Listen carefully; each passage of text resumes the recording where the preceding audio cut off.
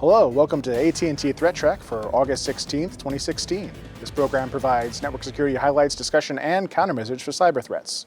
We're joined today online by Jim Clausing. Jim, how's it going? Going well. Glad to hear it. And here on the couch by Manny Ortiz. Manny, how's it going? Not bad. I'm here, unfortunately, all by myself, but... It looks lonely over there, yeah. It's a little bit lonely. Maybe we'll have some friends for you next time.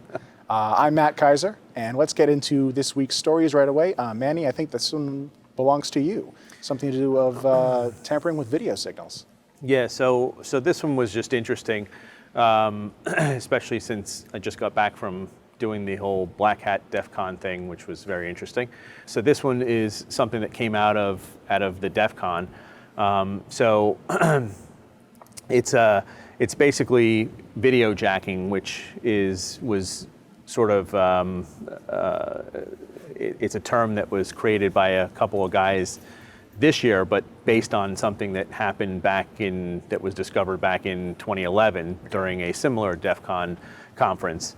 Where they had coined the term juice jacking. So I think we all know the juice jacking from 2011, which was basically the charging stations that were set up that were basically malicious charging stations. So charging you plug it in, you get more than just data. You get data along with your power. More than a little bit of power, right? Yeah.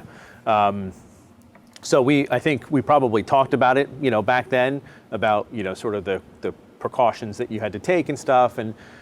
So they decided to try to go a little bit further with this one and see if there were other things that they could do based on this theory of that people always need to have charging done on their devices, right? Everyone's always looking to charge their device. So they decided to see if they could. A lot of the Android-based devices allow you to do the video mirroring. Okay. So they decided to see if they could set up another charging station where instead of just being able to pull back data from it because you were actually in fact connected to some sort of machine or something, in essence, they created a way to mirror and then record that video from the phone itself. Oh, interesting. So what that allowed them to do, which was interesting, was so if you had a phone and you had a passcode, an unlock code to get into your phone, those key presses on the screen would actually get recorded. Okay. So as long as you're plugged into their charger, you're giving up your password if you log in. Exactly. So it allows you to it allowed them to basically record all of that stuff. Whatever application you're using on the phone, they're getting a complete and utter recording of that on their end. Because I wonder about that, because this is for Android, right? I'm just thinking no? So it is for Android, but a little later I was going to mention that they also found out that it works on the Apple iPhone 6. Interesting. So it wasn't just on the Is there some sort of common video standard, or they implement it once for each platform? That's a good question. Okay. I know from the Android side, they use it using the connector that allows you to do, it's the HDMI, I forget what the connector is. Maybe Jim, do you know what that connector is? They mentioned it. It's like an HDMI mini on some Android models. Right. But I haven't seen one in a while. So it's basically the difference between the 2-pin and the 8-pin, which most people won't recognize that when they come up to a charging station. It is one way to tell the difference, whether or not you are getting more than you bargained for. If you actually look at the connector, and the story actually shows a nice close-up picture of it, and it's easy to see. It's close up, so you realize that those connectors are pretty small. So being able to tell when you're looking inside if you're seeing only 2 pins versus 8 pins may be a little bit difficult. Okay. But most people won't be looking. Most people won't be looking, exactly. So it turns out, and I think you know this very well, but the guys who actually did this are the same guys that stand up the wall of sheep. Yeah, they like messing with people. Definitely. So they had the little charging station set up, near where they had the wall of sheep, and obviously, they were telling folks that, hey, there was clearly signs, and I think they actually had little lights that would come up on to tell you whether or not they had successfully been able to Were they showing mirror. your screen on a big screen somewhere? I didn't see anybody's screen being mirrored, so Okay. I don't know if they maybe had it somewhere else and I wasn't able to see it. But supposedly they had little lights that would sort of light up red to signify that they actually had got successfully somebody. mirrored the device. Yeah. Interesting. So a couple other interesting facts. So obviously they actually did test it on an Apple iPhone 6 and were successfully able to do it. They had to use a different cable to do the video conversion or whatever from that phone, but they were able to successfully do it. And they said that they could easily hide that within the charging system, the charging station. They also said that, putting the whole thing together, charging station with the mirroring capability, they were able to do it for about $220. Oh, wow. And they also, the guy who wrote this article also mentions that because you're in a charging station, power is definitely not an issue for you. So being able to set something up where you're actually remotely sending the video to some other monitor that's not in the same room, so that the people who are actually running this hack don't actually physically have to go back to collect any equipment from the scene of the crime, in essence. So Because you basically just send the video off. You could be sitting in another room or something, collect all you need, pack your stuff up, and you leave. Interesting. Yeah, because at that point, you're not worried about running down the phone's battery or anything. Yeah. No, right. Yeah. Well, that's pretty good. Although you got to wonder if people knew the Wall of Sheep guys, they probably wouldn't trust any of their hardware. Yeah, exactly. Anybody who's seen that wall knows that they're out to find people's. Pretty much you walk into that room and you stop trusting everything. I think you walk into that whole casino and you stop trusting everything. Exactly. That's DEF CON and Black Hat for you. Yeah. That's cool Well, stuff. there's a reason why I own one of those right blocking dongles and use my own cable. Yep, and that's one of the things that they had listed as things that you could try to do to protect yourself, which is on the Android devices. I guess I don't have an Android device, but you can supposedly you could disable video mirroring, although in tests that didn't always work. So you may think you had set it to disable that video mirroring, but they proved that even with it set, they were still able to. So that sounds like an interesting new security feature, because you have on Android, at least, if you have like USB debugging enabled for if you want to send things back and forth to your phone data-wise, or like sync around with the shell. That's a toggle. You have to explicitly turn it on, and then once you've done it, you have to take a look at the hardware ID that says, do you want to trust this device for USB debugging? I feel like the right approach would be implement a similar question. Do you want to trust this device for video mirroring? Right. And that would be the right way to, as long as they get it to actually work. Right. Now, and that's an interesting thing, because they actually did mention in here that. Again, I haven't seen this, but with an Android device, supposedly when you plug in a cable that allows you to do the HDMI out, that I guess some manufacturers do pop up a message that says that you have plugged in an HDMI capable cable. But I think not all manufacturers pop that message up to tell you that you've done so. That sounds like it might be a third-party modification to Android then. Yeah. Okay. So obviously there's there's that making sure that if you want to charge it at some place that you don't know, to make sure that you have your own two-pronged charging cord, and also probably the best thing to do is just stay clear of those things and carry your own charging brick. That's true. That's very true. Or like I said, for less than $10, you can get these little, what amount to adapters that are power only out. Or you can take a pair of scissors and a little bit of electrical tape, and you can make your own just by cutting some of the lines within the USB cable. That may be too much work for some people, but I find it to be fun. Less than $10, you got the little thing, plug that in first, then your cable into it, and you're only getting power out. Yep. Cool. All right, thanks, Manny. Yep. Jim, let's go to you for the next one. This one seems pretty interesting and a little esoteric, but potentially very powerful. Yeah, this was interesting.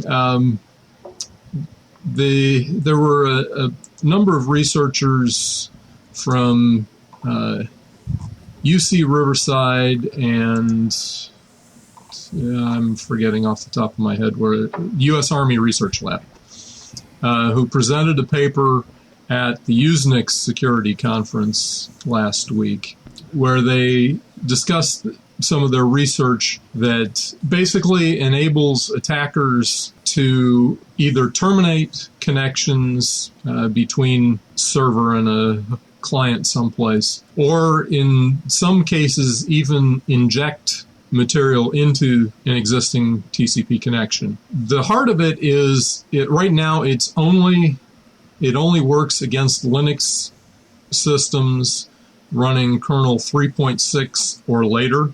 3.6 was introduced in about 2012. And the reason is the other OSs, Mac OS, Windows, and so on, have not yet implemented RFC 5961. RFC 5961 was released in August of 2010, and it was supposed to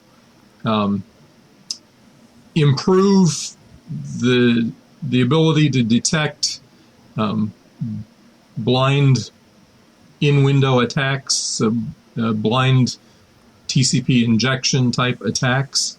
The problem is, obviously, in the implementation that is in the Linux kernel, they're a little too strict. I won't go into all the technical details for those who care. The paper is available from the UC Riverside website. Basically, it can be kind of nasty in that an attacker can, by sending packets to both the server or the client, can fairly quickly, less than a minute, determine whether there is TCP connection existing between the two, and then also fairly quickly determine the sequence numbers or the range of sequence numbers involved in the attack. Those who are familiar with the IPID guessing attacks of, must be 8-10 years ago now, they've modified it so that they can basically narrow things down fairly quickly. A fix that has been accepted into the current kernel, 4.7 kernel, as of about 3 weeks ago, will probably be getting rolled out, backported and rolled out in most Linux distributions soon. One quick fix right now is there's a particular syscontrol value that can be set very large that basically prevents the guessing attack from working. So how many packets would it take to actually implement this attack? Is this going to cause a storm of traffic on your network just to do that inference attack? No. That's the key part of finding in their paper, is how they were able to narrow it down so they can do it with relatively few packets. So it's not like you're going to see boatloads of SYN packets that will light up your DOS defenses anyway. The key in this research is they found ways to do it very efficiently. So that until the kernel updates come out and get backported, like I said, the vulnerability exists back to kernel 3.6, where they first implemented the RFC 5961 stuff, up through the current one. Well, lots of Linux systems are still running older kernels that get security patches but don't get all the feature updates. Mm-hmm. So once this patch gets backported to all of those back to 3.6, then you should be seeing updates in your Linux distributions applying this fix. But as I said, in the meantime, there is a particular workaround that is discussed in the Lookout blog link that will be down below when you see the show. And in the bobcares.com blog, there's a real simple workaround. But the other scary part is, as Lookout pointed out in their blog post, 80% of the existing Android devices out there are running kernel 3.6 or greater. So this affects not just your Linux servers and for those of us who run Linux desktop, but it also affects your Android devices. So right now it's mostly a DOS issue. They did do demonstrated the injection, but that one's a little more complicated. But the ability to, blindly terminate connections between, hosts is itself a bit of a concern. I mean, if I can consistently knock you off of your VPN or, prevent you from connecting to your bank by taking advantage of this, the bad guys can find, uses for that capability. Sure. All right. Thanks a lot, Jim. Manny, you are up next, and this one is pretty cool, and I especially like the presentation of the bug on their website. It reminded me of a lot of the old stuff from I'm not saying I've ever seen any cracked software, but that sort of, animated design, flying Starfield kind of thing really kind of brought me back to that. So this story named the Secure Golden Key Boot Attack. So basically, a couple of researchers with Twitter handles at never_released and at the Wackolian, which was interesting. They basically announced in a blog post that they could bypass this Windows Secure Boot, which we know is sort of a feature of the UEFI, which is on most recent hardware today, PC hardware today, is the sort of the replacement BIOS. So it's the BIOS that many of the machines today are actually using. So this Windows Secure Boot, Windows came up with this.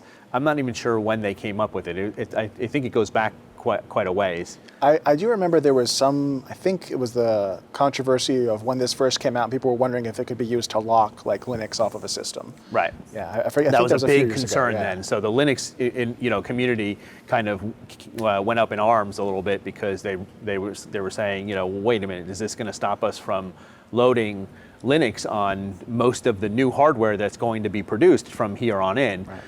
Windows had basically set it up so that they sort of were pushing the manufacturers this way, because if the manufacturer wanted to be certified for Windows, so get the sticker that we see on a lot of our hardware today, Right. they would have to implement this UEFI BIOS. Okay. So that was sort of a force from Microsoft to get folks, the PC hardware makers, to actually implement this UEFI. It turned out that even back then, the Linux community didn't have much to worry about, because they also allowed you to turn it off. So you could opt to turn UEFI off, the Secure Boot off, the Secure Boot off, which would allow you to install other OSs on hardware. So all was great then. So again, back to today, these researchers found out that there was a bug that allowed you to basically circumvent this Secure Boot. They had gone back, I guess they had notified Microsoft back in the March-April timeframe this year. And again, this Secure Boot, what in essence it allows you to do or doesn't allow you to do is basically it controls at boot time.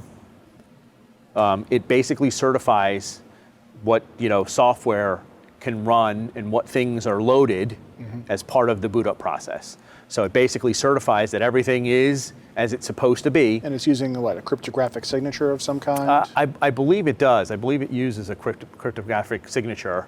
I'd have to double check that, but I believe that's what it uses to certify, to check that certification against, to make sure that that's actually, again, software, drivers that are supposed to be loaded as part of the boot up. So if anything fails as part of that startup sequence, it won't let you actually boot into the OS. What these researchers ended up finding out was that they found out that this secure boot, actually, Microsoft had created a backdoor for this. Wow. So, and we've seen this quite a bit with a lot of stuff that we've probably talked about, over the years. This ability to, and this was a developer backdoor. So as part of the development process of this whole thing, they created a backdoor that allowed their developers to bypass that policy in order for them to do more rapid testing of this feature. Unfortunately, as we all know, that they left it in, they unfortunately left it in, and over time, it eventually leaked out. So that information finally leaked out. These researchers found this leaked, backdoor, and then were able to prove that you could start writing code that used this backdoor to circumvent the secure boot. So in essence, you would think that you are secure booting your machine, when in essence you're not, and you may be actually loading somebody else's image. Exactly. Interesting. Exactly. So the issue, there's a couple of things that they had brought up in this particular article. So one of the things is that it appears that in some Windows 10 PCs, you actually can't turn this off, right? So we talked about being able to. You can't turn the back door off? You can't turn the UEFI, the secure boot. I think you can't turn that piece of it off. Because, so in essence, you could, in essence, turn that off and say, look, I'm not worried about the secure boot portion of it. I'll just shut that off. Okay. But in certain Windows 10 machines, that control doesn't actually work. Oh. So in essence, you have to keep it turned on, which if somebody is able to get this code to bypass the secure boot, you have sort of no way to. So are you saying that if that was the case, that my Windows 10 box was locked and secure boot could not be turned off, does this exploit allow me a bypass to run my own software there? Is that what is? That sounds moderately helpful in the case that I can't actually use the system the way I expected it to.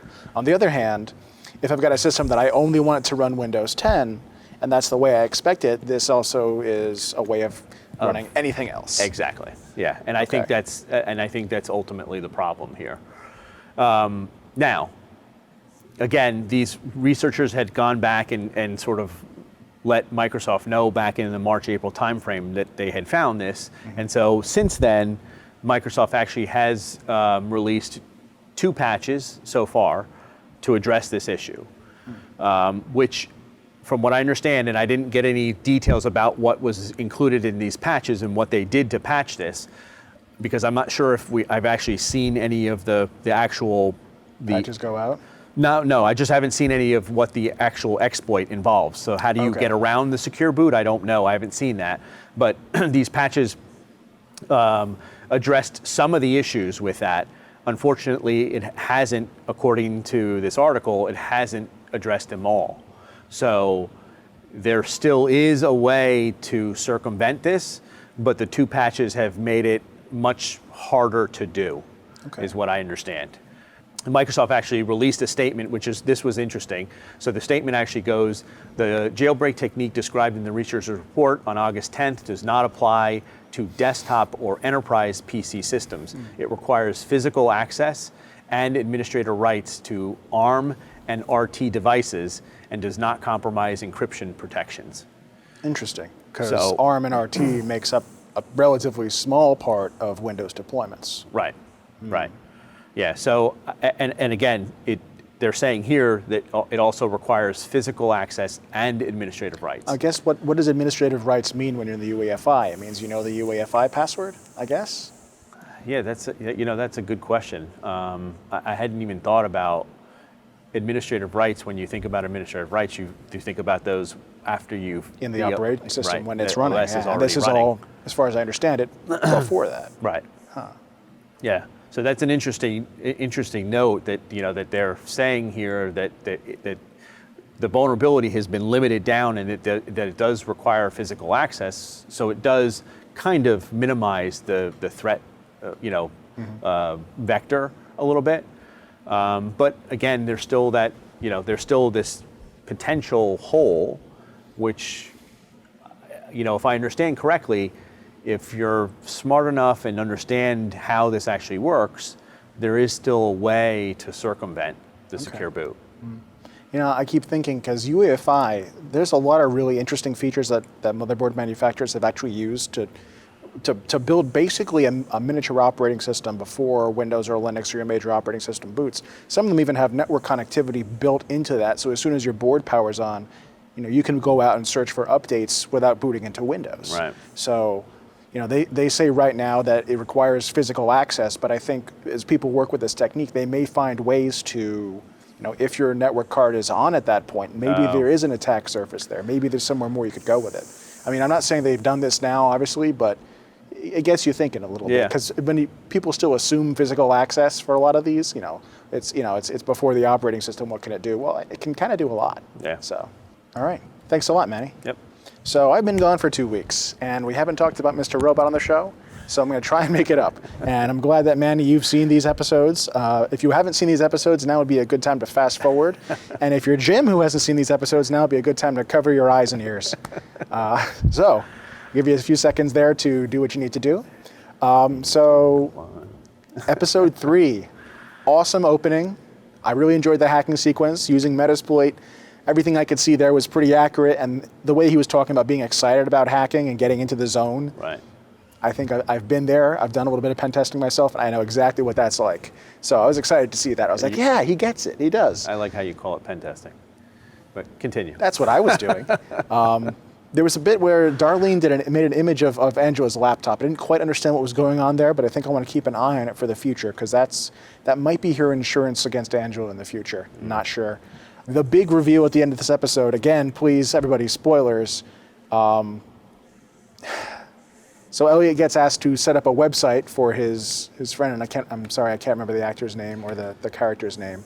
But it turns out that this is a darknet market that this guy is running, and he's selling all sorts of terrible things on this market. Yeah. Lots of terrible things. It was interesting when the one tech guy was talking to Elliot and said, here's how you set up the site, and Elliot says, looks like it's a standard deployment. They actually have a list of commands that he's supposed to run. And these are all involved with setting up Tor. And this is not a standard deployment by any means, unless you're running a darknet market. But I think Elliot should have, at that point, he should have caught up to what's actually going on here. But they saved that for the very end when you start seeing what's listed on the site. Interesting, the name Midland City is actually a reference to Kurt Vonnegut novels, which ones I haven't read, so I can't really say what the significance is. Someone's actually set up a fake midlandcity.onion site just to show that because there's some crazy fans out there. Right. And I think there's actually some sort of alternate reality game going on where there might be a fake Midland City as well as part of that. And Dread Pirate Roberts was the admin account that he logged in under, which, for people who are following darknet markets, Dread Pirate Roberts was the name of the admin of the Silk Road, which is alleged to be, or maybe he's already been convicted, I forget, Ross Ulbricht was Dread Pirate Roberts at that time. Okay. It's also a reference to The Princess Bride, which I actually did watch a couple weekends ago, and it's a great movie. It has a name that you're like, oh God, Princess Bride, what could that possibly? It's really good. But the Dread Pirate Roberts was a title passed down through the generations. One guy would hand it off to another. So the idea of the Dread Pirate Roberts would always stick around. There would always be one, but it was not the same guy in case something happened to him. Like Doctor Who.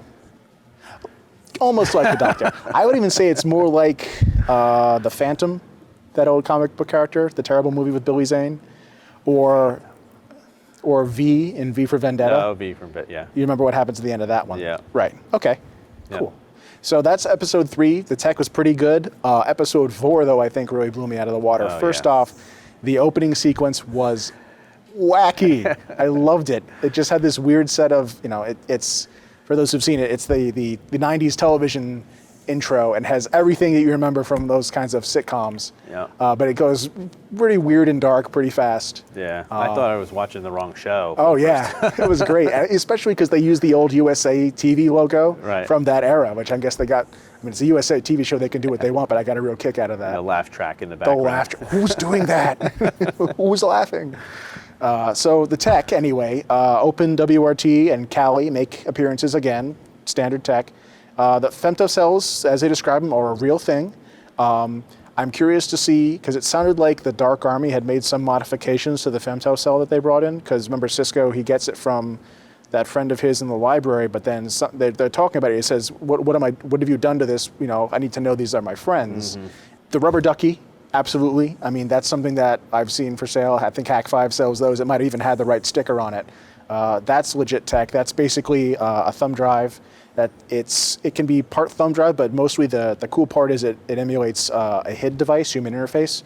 You plug it in, the computer picks it up as a keyboard, and then seconds later it starts typing a pre-programmed package. So in this case, it was set up to run Mimikatz, which is a tool for pulling Windows credentials out of memory. Right. This all does make sense. This is what you would do. Plug it in for a second, yank stuff out of memory, save it to the drive, pull it back out. Darlene uses a modified mag spoof, and I think I knew this was coming because I was looking at Sammy Kamkar's Twitter feed, and he said something is coming up in Mr. Robot. And so mag spoof was a device he made that you can load it with credit card information, and you can press a button, and it pulses to create that same pattern of stripes, but you don't actually have to put it in a card reader like the card swipe device. You just put it nearby, and it has the same exact effect. No. The one in the show was modified, and I think it was using, it looked like a square credit card reader, the little dongle ones you plug into the audio port. Probably if it was in the real world, it would have to be an early square reader because eventually they modified them, I think, so that they wouldn't send clear data out of them because people were starting to use them for that kind of purpose, for snarfing cards. Right. But soup to nuts, what Darlene was carrying would allow you to steal a card and then replay it directly to the lock. Right. Yep. So that was cool. That was really neat. Yep. So Angela had a phone with Signal installed. Signal is it's free crypto tool that allows you to encrypt messages back and forth and also do phone calls. And I was excited to see it because I am a user of Signal. And when you set up a voice call, it usually gives you a phrase to read just so that you know that nobody else is the man in the middling it. So you read off the phrase, the person on the side of the phone, they read your phrase, and it's like, okay, we're both who we say we are. Right. The phrase in this case was marble cake. And I'm not going to define that. If you really want to know, you can Google it. But the hacker reference is back in 2009, there was a Time 100 was called the Time 100 poll, which is like Time's People of the Year, basically. Right. Yeah. And there was a group of hackers that managed to vote, set up automated voting so that the ranking of the top first few people would spell out the message marble cake, also the game. And the game is a game where if you think about the game, you've lost the game. And it was really popular back in high school and college. So those of you who are watching, you've just lost the game. Good luck. There was a Wi-Fi access point that Darlene accesses at one point. The name of it, I believe, was a reference to the Wannock worm, or at least to the authors of the Wannock worm, which is something that we've seen. And it usually has a little text banner that has the name of this access point. Again, something appropriate for late night television, but not for ThreatTraq. Right. But go check that out. Look up the Wannock worm, and you'll see what I'm talking about. Darlene mentions a Juniper ScreenOS backdoor, which was actually something that came out late last year. It was found that somebody had inserted a backdoor into the Juniper ScreenOS source code. Juniper had an investigation around that. I don't know if they ever told us who put it there, but it was interesting that it existed in the first place. Yeah. And my little fan moment here, Angela was supposed to wipe down the devices that she had placed under the desk, that one scene, and I was watching her, I was like, oh my God, she's gonna miss one, she's gonna miss one. She's absolutely missed like a whole handful of fingerprints, and I swear the next episode they're gonna know it's her. So I'm excited for the next one. And well, they're still doing a great job. Your theory about Angela having, or Darlene having the the insurance on the the side. insurance on the side might come Yeah. into play there. But yeah, I like that. And then obviously the final scene of that episode where the Where they're in the car. where they're in the car Yep. with the son. So it's a flashback of them, opening up the store. Yep. That was pretty cool. That was pretty I like cool, that. and it cuts off right before you know exactly what he's going Right. to say. His eyes open up, and you know exactly what he's going to say, but they cut it. Yep. It's like the end of the second Avengers, or the first Avengers movie. Let's not get too nerdy, but I think it was the same kind of thing. Anyway, let's go to the Internet Weather Report. For this week, the top 10 most probed ports, not too many surprises. 23 TCP Telnet is still the reigning champion. A little bit under, I'd say probably 45% of the top 10. 53413 is that Netis router backdoor. 53413 UDP, that is. That we talk about every week, the one where you send a single UDP packet containing a shell command and you own the box. 22 TCP is SSH, 80 and 443 are both web ports, 3389 is RDP, 123 UDP and 53 UDP are NTP and DNS, respectively, often used for reflective denial of service and amplification attacks. 1911 is that Niagara AX control systems that we keep seeing. And 445 is Windows networking, sometimes attributed with Conficker, which is still out there and still going fairly strong in terms of trying to find more vulnerable boxes. Scan probes on port 23 TCP, you can see still pretty high up there. They've actually tapered off over the last few weeks, and if the trend continues, we may be returning to somewhat normal levels for the last 30 days. That is if the trend continues. Took a look again at 53413, which again, that UDP bug, that's a 30-day window. And we had a huge spike maybe back in July. That's when it was really at the top of the charts. Seems like it's gone back down. There's still a significant, what I'd call a noise floor in that scanning, but nowhere near the interest that used to be there.